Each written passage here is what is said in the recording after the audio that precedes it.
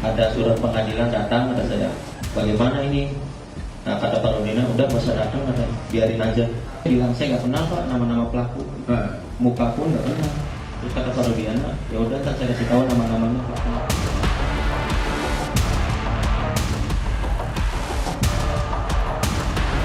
Pengakuan Dede yang bilang membuat kesaksian palsu dalam proses penyidikan kasus Vina menguatkan dugaan salah tangkap pelaku pembunuhan Vina dan Eki. Pasalnya, Dede, saksi kunci dalam kasus Vina ini, mengaku tidak pernah melihat Vina dan Eki dikejar dan dikeroyok oleh geng motor hingga tewas. Dede menyebut semua pengakuan yang ia buat dalam BAP kasus Vina dan Eki atas arahan Aep dan Ibtu Rudiana, termasuk soal nama pelaku pembunuhan, karena Dede mengaku tak mengenal semua pelaku yang disebutkan Rudiana. Diceritakan, saya nongkrong di warung. Kalau warung itu benar Pak, warung malam, hanya membeli rokok. Cuman ada segerombolan anak nongkrong, pelemparan batu, bambu, pengajaran, segerombolan motor ada di situ. Sebenarnya nggak ada Pak. Kita ngasih tahu masalah motor sama nama Pak. Sama nama? Iya, motor dan nama. Saya tahu dari Pak Rudi, dikasih tahu sama Pak Rudiana. Oh, nama-nama pelaku. Nama-nama pelaku. Iya. Apa katanya Pak Dede? Kan saya bilang, saya nggak kenal Pak nama-nama pelaku. Muka pun nggak kenal. Terus kata Pak Rudiana, ya udah, saya kasih tahu nama-namanya pelakunya. Ibtu Rudiana menyanggah semua pernyataan Dede, saksi kasus Vina yang menudingnya sebagai dalang kesaksian palsu dalam BAP yang ia buat. Melalui kuasa hukumnya, Rudiana mengaku tak bisa mengintervensi proses penyidikan karena semua langsung diambil alih penyidik Polda Jabar. Kemudian salah bila dikatakan Ibtu Rudiana mewawancarai, Ibtu Rudiana mengintervensi. No, bagaimana mau diintervensi? Begitu Ibtu Rudiana ketemu dengan beberapa orang-orang itu langsung dibawa ke Polres. Penyidik Polres lah yang kemudian melakukan pemeriksaan awal. Tadi Pak Beni juga sudah mengatakan bahwa tidak lama itu di Polres ditarik ke Polda. Nah, di bagian mananya ada intervensi Pak Rudiana, Mbak. Itu juga yang kita bingung. Nggak ada sama sekali itu. Dengan tegas saya katakan tidak ada intervensi sedikit pun dari Ibtu Rudiana. Sementara Bareskrim Polri kemarin melakukan gelar perkara berkaitan dengan laporan 7 terpidana pembunuhan Vina dan Eki atas dugaan kesaksian palsu Aep dan Dede. Polisi menyebut masih mencari bukti soal tuduhan terhadap Aep dan Dede dan masih memproses laporan terhadap Ibtu Rudiana. Serta-merta proses penyidikan kan seperti itu. Kita buktikan apakah yang disampaikan, walaupun itu pengakuan saudara Dede dan lain sebagainya, itu yang kita buktikan. Ya. Saat ini Direktorat Tindak Pidana Umum ada 2 laporan, yaitu laporan oleh para terpidana yang sekarang menjalani masa hukuman, yang melaporkan saudara Dede dan Aep. Kemudian laporan yang kedua adalah laporan kepada saudara Rudiana. Pengakuan Dede soal kesaksian palsu dalam BAP kasus Vina membuat keluarga Vina kaget.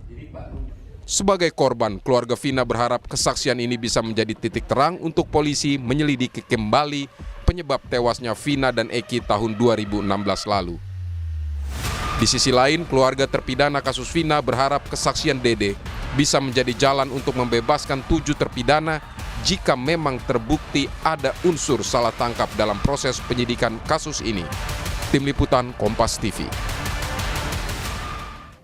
Apakah pengakuan Dede soal kesaksian palsu dalam BAP Vina dan Eki 8 tahun silam bisa jadi bukti baru yang memuatkan bagi terpidana kasus pembunuhan Vina dan Eki?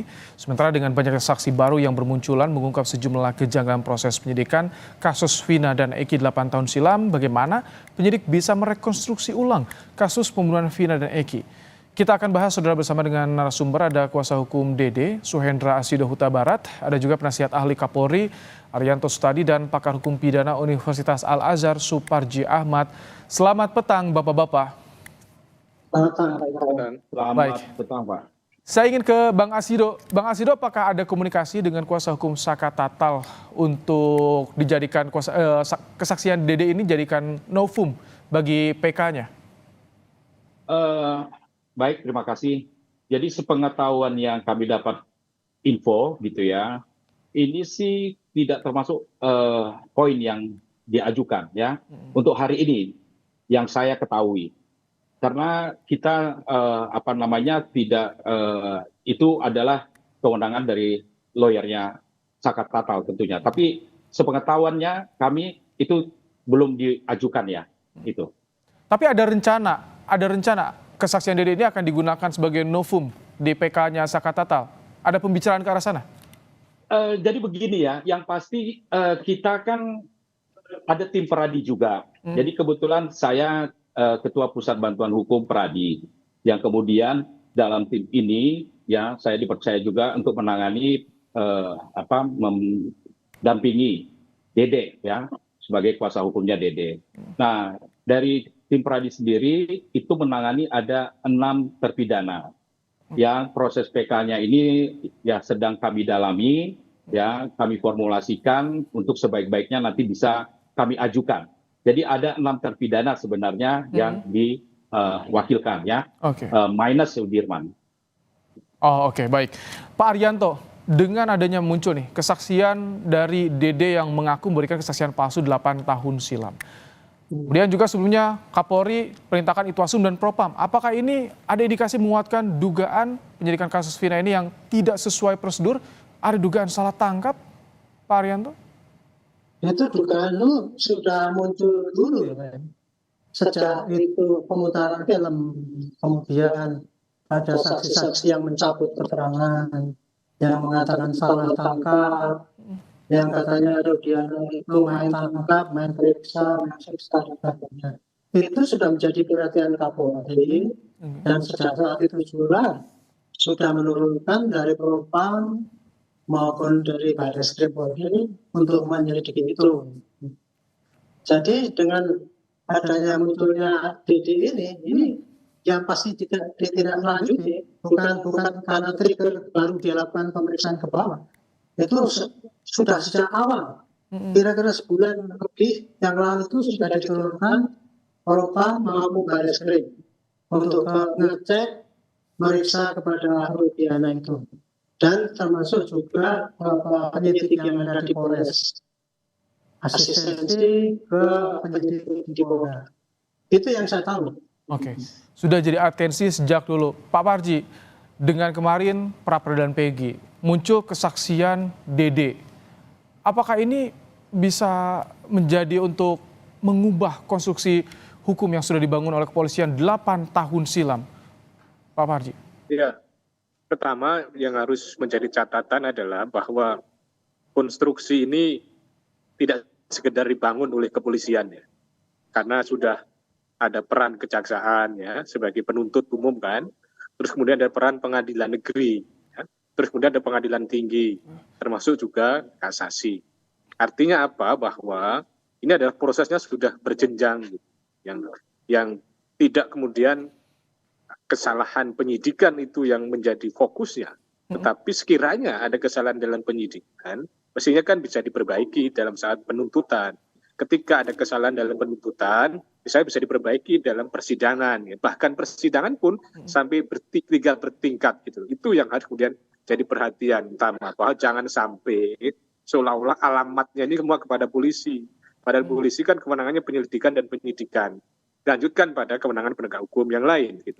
Nah, yang kedua adalah bahwa memang ya dari perkembangan dinamika kasus ini ya, kemudian ditolaknya atau dibatalkannya penetapan tersangka Peggy, terus pengakuan saksi baru itu, ya itu memang ada potensi untuk kemudian menjadi bukti baru atau kemudian satu upaya untuk bahan di peninjauan kembali, tetapi itu akan kembali pada bagaimana di dalam persidangan PK nanti itu mampu menghadirkan keyakinan bagi hakim atau tidak bahwa ini adalah sebuah novum, bahwa ini ada sebuah kekeliruan atau kelakuan hakim itu.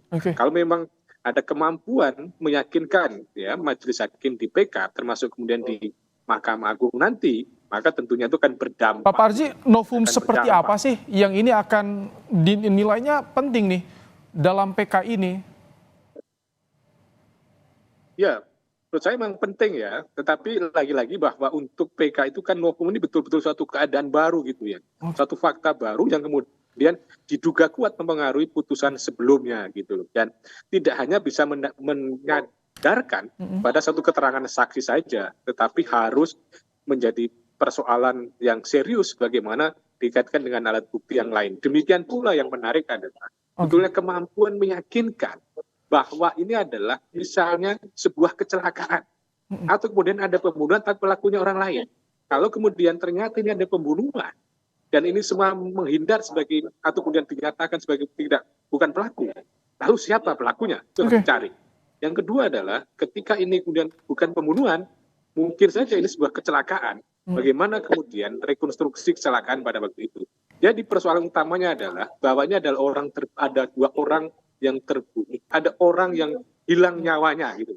Maka kemudian kan harus dicari keadilan kepada pelakunya seandainya memang adanya satu proses atau ada tindakan pembunuhan itu yang. Tapi ini kalau kesaksian dengan adanya kesaksian Dede bisa berdampak pada pengungkapan kasus Vina menurut Anda, Pak Parji? Ya, ada dampaknya setidak-tidaknya kan menjadi dibuka kembali kasus ini. Kemudian dampaknya kan adanya PK.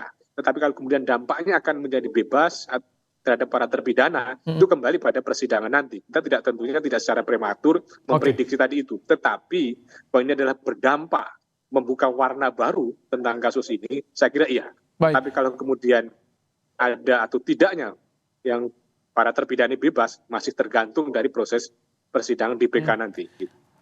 Bang Asido, bukti apa yang menguatkan keterangan Dede? Karena kan ketika keterangan disampaikan secara lisan, itu dapat bantahan juga dari kuasa hukum Ibtu Rudiana. Nah, ini bukti apa yang menguatkan kalau keterangan yang Dede sampaikan ini betul, valid? Oke, jadi begini ya, karena saya tadi mungkin tidak bisa komentari untuk Sakatapal karena ada kuasanya. Tetapi kalau bicara untuk 6 yang terpidana itu, tentu kita optimis ya dengan adanya keterangan dari Dede ini. Karena kalau kita ketahui sebenarnya saksi kunci dari persoalan ini yang paling utama adalah AF, Dede, kemudian ada Liga Akbar, gitu ya. Nah, sebenarnya kemudian muncul orang-orang ini terpidana ini adalah karena adanya keterangan daripada AF dan Dede, ya. Yang mana Pak Rudiana itu kemudian, ya, pada saat kejadian, dia beberapa hari kemudian itu mencari tahu dan bertemulah dengan Dede, dengan AF, ya. Yang kemudian dia minta tolong hubungi saya kalau kamu sekiranya tahu. Dan kemudian 2 jam kemudian dia menghubungi. Nah, kemudian Dede sendiri itu sebenarnya dia tidak tahu urusannya apa ketika AF minta diantar ke Polres gitu. Dan sampai di sana ternyata untuk membuat BAP terkait perkara kematian daripada Eki dan Vina. Yang kemudian ada intervensi dari Pak Rudiana di situ. Sehingga jadilah BAP yang menurut Dede, karena itu ada pernyataan dia. Jadi itu sudah jelas dia yang menyatakan sendiri, itu adalah kebohongan. Jadi peristiwa itu nggak ada sebenarnya orang nongkrong di depan, kemudian ada bahkan di BAP-nya Dede ini itu disebut ada 2 motor loh itu, yaitu mungkin yang dibilang Liga Akbar itu gitu, yang juga mencabut. Nah, kemudian peristiwa melempar, kemudian menyusul, yang memepet, kemudian dan seterusnya itu tidak ada. Nah, jadi kalau ditanya sekarang buktinya apa, ya ini pengakuan Dede sendiri. Nah, dengan ada laporan yang tadi kita ketahui ada 3 itu ya, terhadap Pak Pasren, ya, Kavi, kemudian terhadap Dede, kemudian terhadap Rudiana, ini semoga bisa dibuka lagi nih. Ya dulunya sudah disampaikan ada statement dari Pak Kapolri, tidak didasari ya scientific crime investigation. Ya, nah inilah kita harapkan kalau soal mempertanggungjawabkannya Dede sudah siap untuk itu. Ya. Baik, sebelum ke Pak Arianto, saya ingin sedikit ke Pak Parji. Kalau misalkan nanti kesaksian dari Dede ini akan diajukan menjadi novum, apakah ini termasuk dalam novum yang berkualitas atau bagaimana? Karena pernah jadi saksi di BAP juga nih, Pak Parji. Ya, pertama memang soal kualifikasi novum ya bisa dilihat dari 2 sudut pandang. Ya. Pertama saksi ya. Dalam arti saksi memang dulu belum pernah dihadirkan sebagai saksi. Kemudian yang kedua adalah pernah hadir sebagai saksi, tapi kemudian keterangannya berbeda dengan kesaksian sebelumnya. Nah ini kan pada kualifikasi yang kedua ini, maka apakah nanti dikategorikan sebagai sebuah novum mengingat adanya sebuah keadaan baru, tentunya itu bisa ya, bisa karena mengingat yang dinilai adalah keterangannya tadi itu, meskipun kemudian pada orang yang sama. Tetapi persoalannya adalah kadangkala mengingat ini juga sudah pernah dihadirkan sebagai saksi dan adanya hanya pengulangan saja atau kemudian bukan sesuatu yang baru, maka tidak dianggap pada konteks sebagai novum tadi itu. Jadi kembali pada keyakinan dari majelis hakim ini suatu novum atau bukan.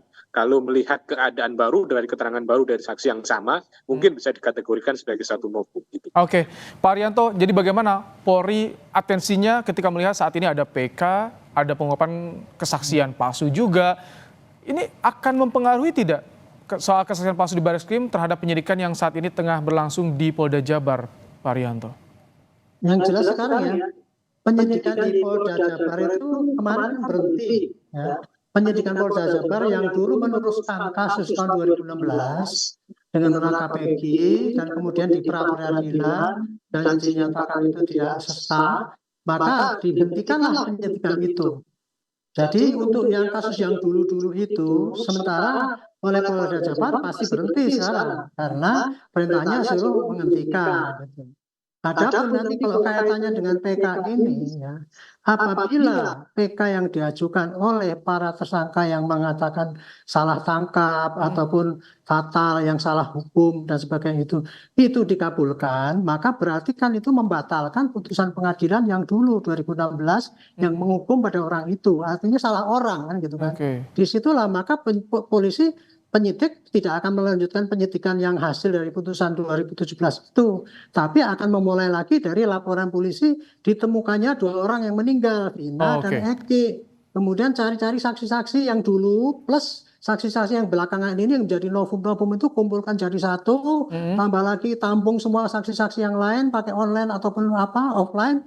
Disidik secara baik-baik, kerahkan semua scientific crime investigation, pilih penyidik yang paling top di Indonesia ini untuk menyajikan hasil penyidikan yang betul-betul bisa diyakini bahwa itu suatu kebenaran, bukan rekayasa seperti dulu. Kira-kira gitu. Ya. Pak Arianto tadi terima kasih untuk pandangan Anda di Kompas Petang, kemudian juga Pak Suparji Ahmad, terima kasih. Bang Asyi Huta Barat, terima kasih juga telah bergabung di Kompas Petang sore hari ini.